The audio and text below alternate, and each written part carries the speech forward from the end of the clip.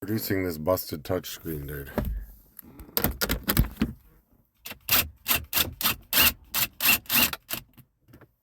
It's one way to detail a car, so just rip it apart, dude. You have to take out the entire infotainment system, basically, to do this. Alright, anyway. All the hardware is out. So, this bad boy should pop right out of there. Check this out, dude. Only 2 bolts holding this entire infotainment system thing, dude. Alright, this is a USB cable. Recognize this one. This is the USB extender. Oh, be careful, don't break this. Yeah, this is mini USB. Mini, which is, so it goes mini, micro, then USB-C. There's a pin that holds this thing in that got broken, but whatever, dude. Whatever. They're like, oh, the guy just stole the radio out of that Cadillac. Right, I have the unit removed from the vehicle. This is the digitizer. There's an LCD, there's a digitizer that goes on top of the LCD screen.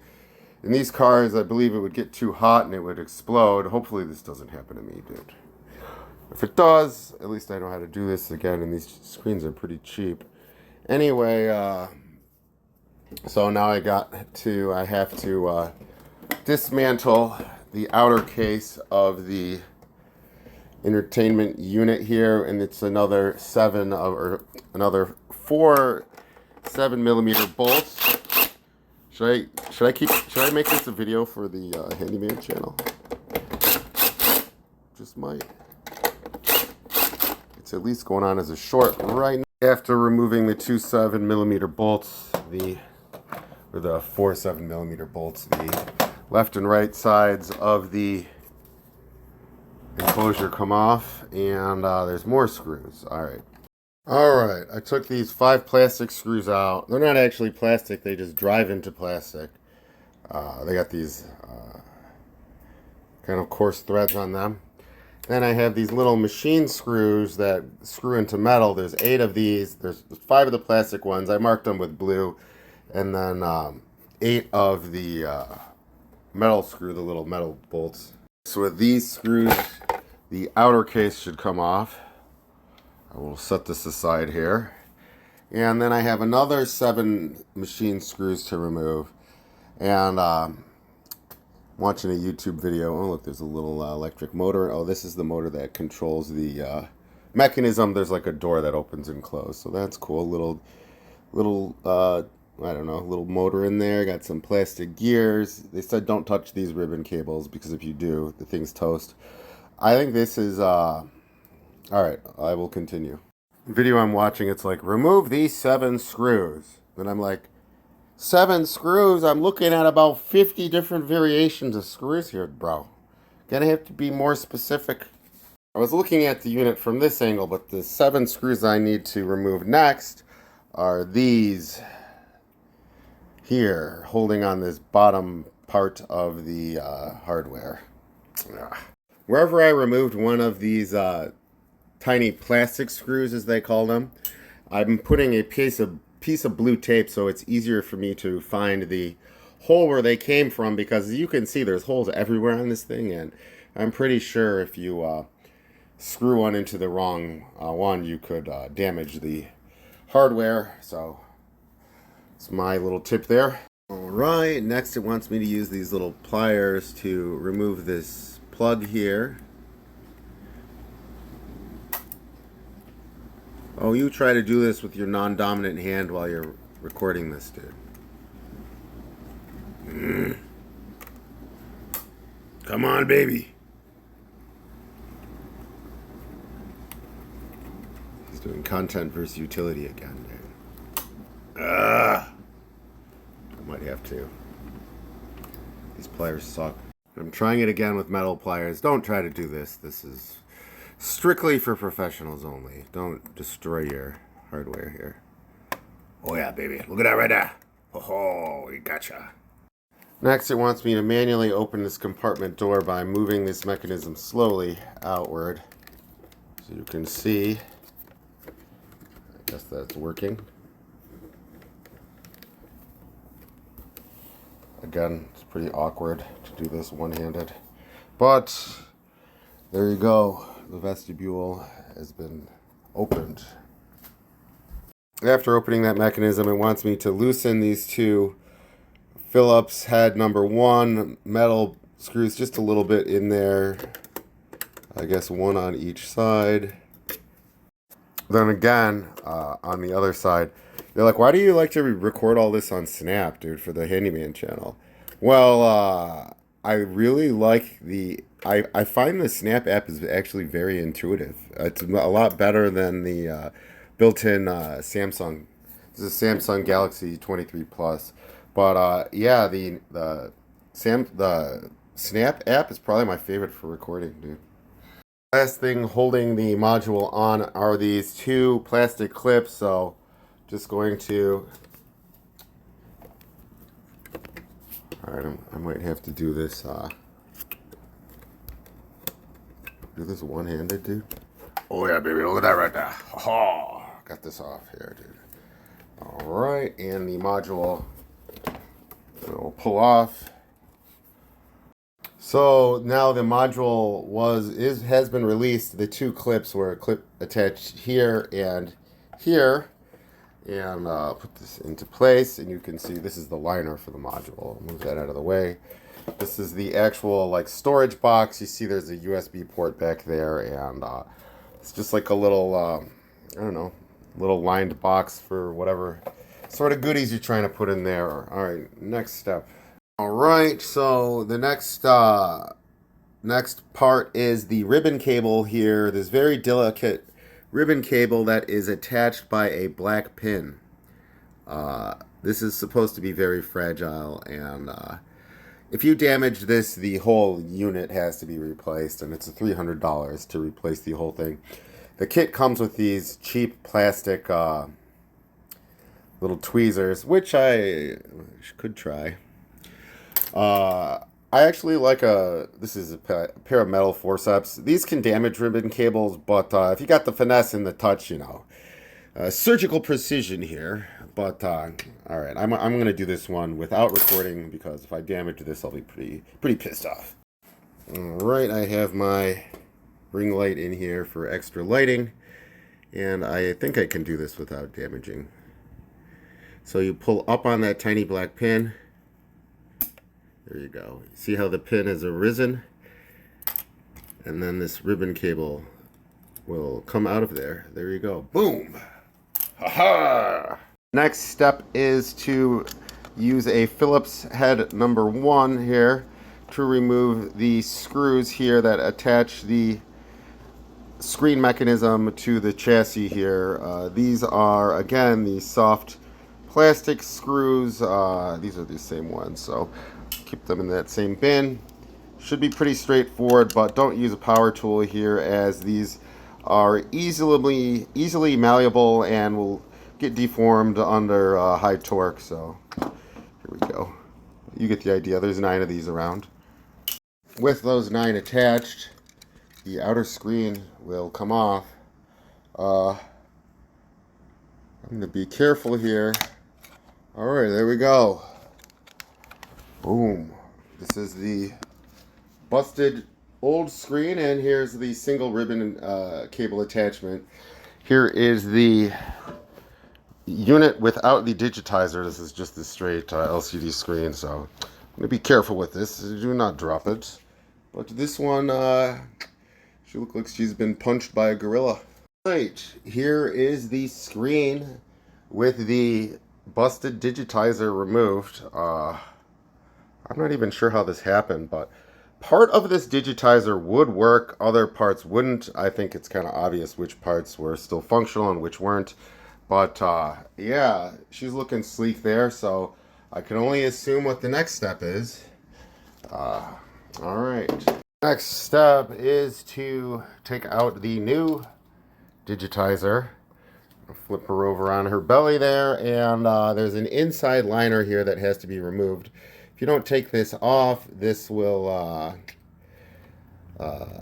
you'll get bubbles and stuff, and obviously your digitizer will not be as effective. So carefully remove that film there. There we go. All right, in the new one, you can see the ribbon cable is tucked in there. We're going to pull this out without damaging this. There we go. Next, we're going to take this unit and put it in place here on top of the module. This ribbon cable, this is another delicate part, has to go through this large hole here. Otherwise, you can tear the ribbon cable and your screen's junk again. All right, ribbon cable is obviously the most delicate part of this project. We have to get it into this large, the larger of the two holes there when we place this back into place. I'm going to do this off camera and I'll show you how I did it afterwards. With the ribbon cable properly aligned into that larger hole there, we are going to slip this unit back on. Looking good. With the new screen in place, next thing we're going to do is get these alignment pins into place. You can see there's these little plastic pins, and we're just trying to make sure they line up with these hardware here properly.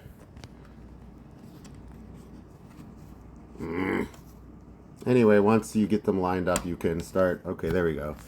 See how the little plastic pins are popping through there now. Now we can start putting in our those plastic screws. There's another one here.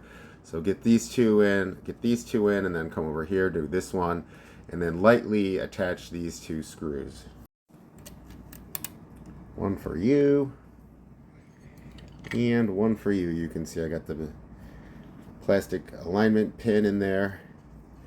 And then we're going to lightly, loosely put these in there. And we're going to continue to the next step.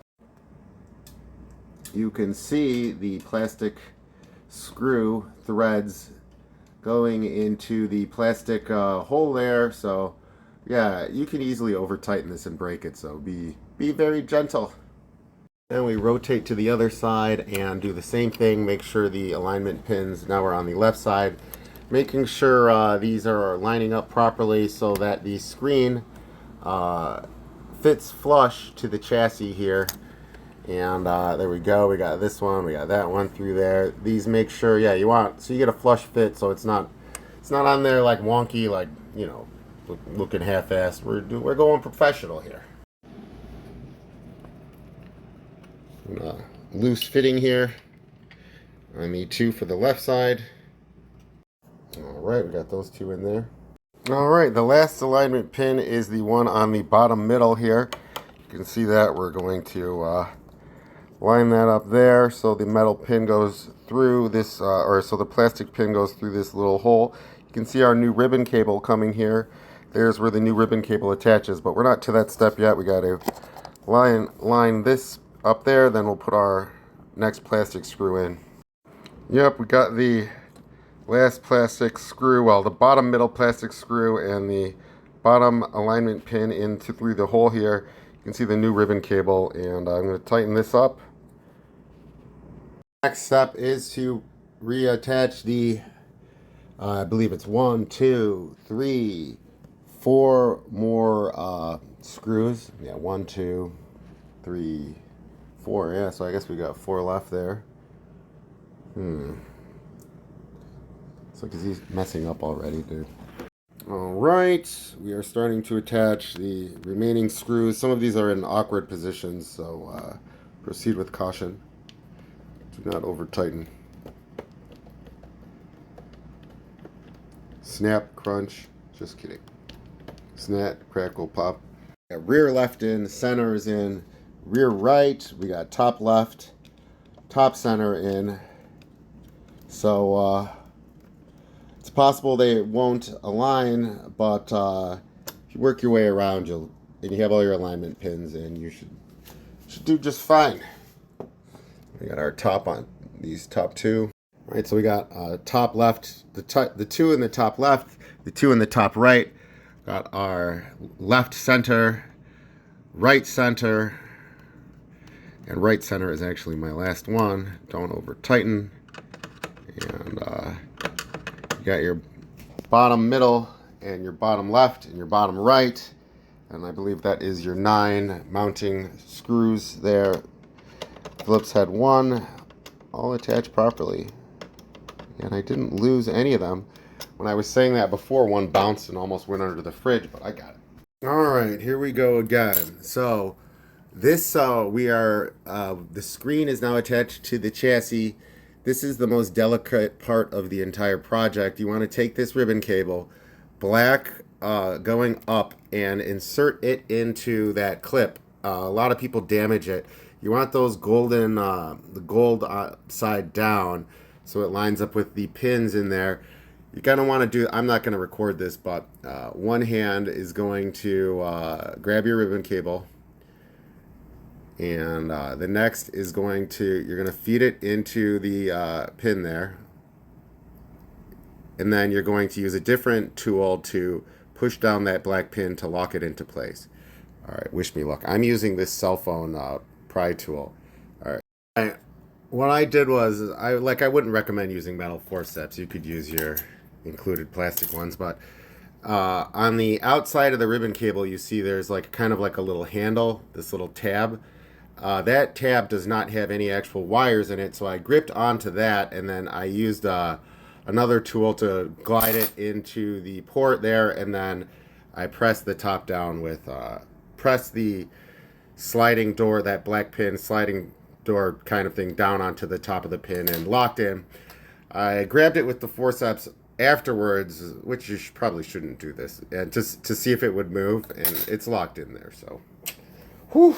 All right, once the ribbon cable is attached, that was the most difficult step of this project. Now we're going to reattach the compartment. Slides back on there around those kind of those arches there. Remember, we loosened those screws, so I'm going to place this back into place. Sliding the compartment into place, you can see the pins from before. You can see all these things, all these little things to line up. Is that too high? Okay, this is actually my work. All right, you see the little pins there lining up there. You can see I marked off the 7 spots with the plastic screws that can attach the compartment to the chassis here. So now we're going to put in the 7 plastic screws into those holes. Let's go.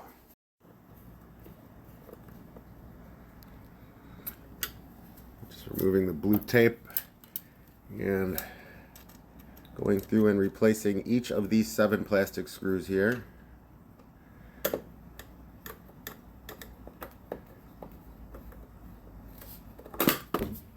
Oh, there she goes.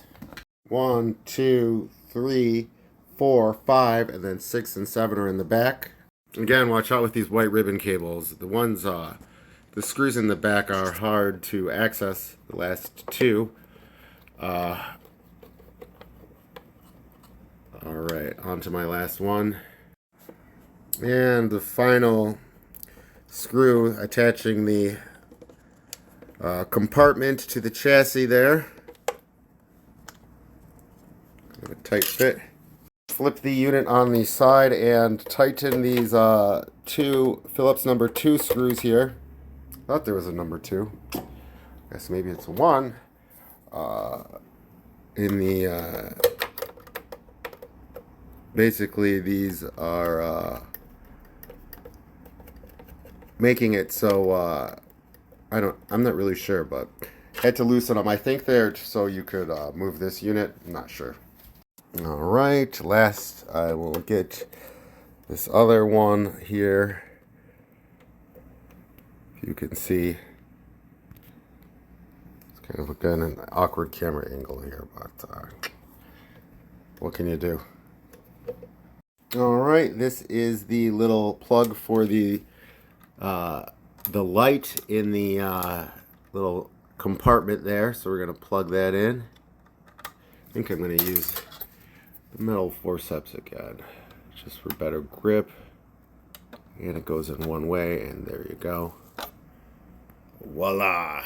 Next part is to put on the rear cover for this unit. You can see I marked off the 5 spots for those plastic screws. This will just go right back over there. And might have to shimmy that a bit. Oh, there we go. looking good. Line it up here properly. Now we're going to attach these 5 plastic screws into these spots here, and this might be the last of the plastic screws. There we go. Look at that, doing that left-handed, non-dominant hand there. Might want to put them all in first before tightening them up, but alright, I'm going to do that off camera. Alright, doing the last plastic screw there. Next, we're going to move on to the remaining metal screws. There's 6 facing outward here. 1, 2, 3, 4, 5, 6, and then there's 2 on the outside. 1, 2. I'm going to go and do those. Alright, these last 8 metal screws, as they call them, are Phillips head number 2. Putting these in by hand, even though they have more threads. I thought about doing it with my impact driver, but I was like, I made it this far without messing anything up, so I'm going to take it easy here and just coast to the finish line. Oh boy. Alright, the final 2 metal screws here, the final 2 number 2s. And after this, I believe the chassis will be mostly assembled. Shaky one-handed, dude.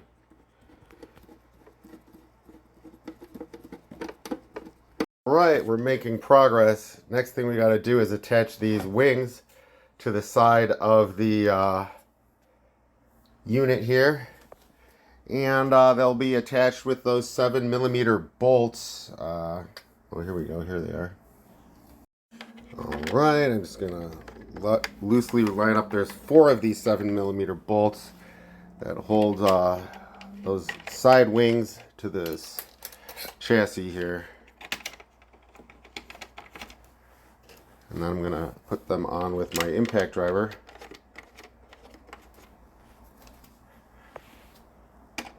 Proceed with caution. Do not over tighten.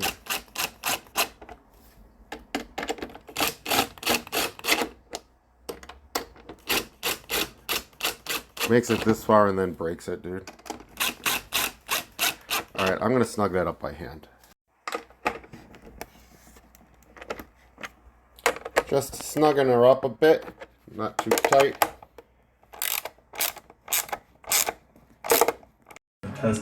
Congratulations, you saved $1,500 by replacing this yourself. Woo! Alright, looking like a complete unit over here. Gotta slap this back in the caddy and we should be good to go. It's gonna be a simple job. It was not really a simple job. They're like, oh, this is a 2 out of 10. I was like, really? A 2 out of 10?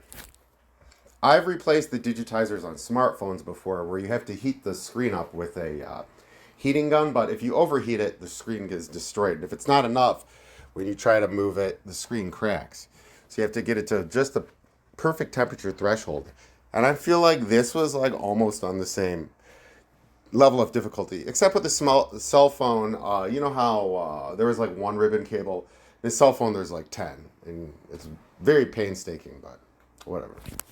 Alright, so I plugged in all the connectors on the back. You have your 2 USB in the main connector. The screen looks like it works perfectly. Next thing I gotta do is hit up these last couple connectors here and then line up, just reverse the original steps and should be good to go.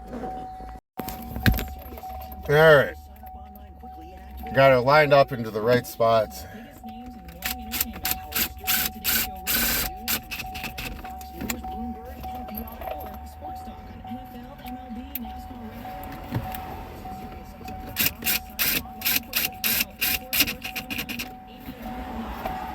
Putting these in loose, so I'm going to go in and tighten them up by hand.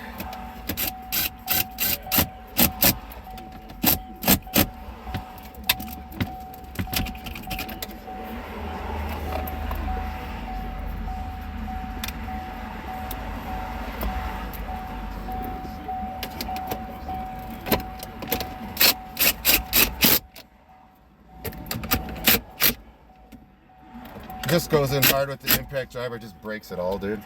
All right, looking good. My internal light compartment is working. Come on, bro. I don't even know how you close this thing, dude. Ah!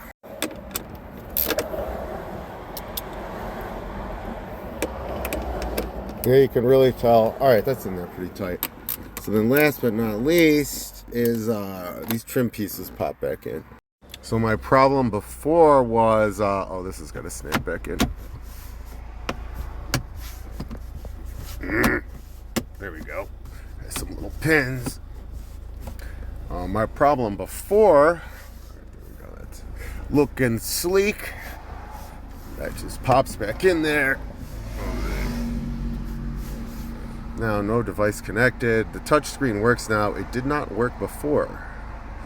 Allen's Galaxy 23 Plus, paired device.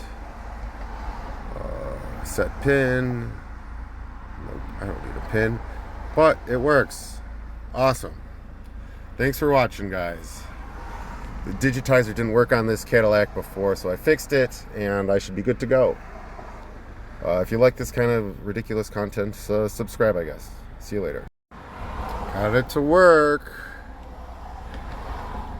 The whole point of this was I was trying to fix this so I could do Bluetooth audio. Oh, it works beautifully. Oh.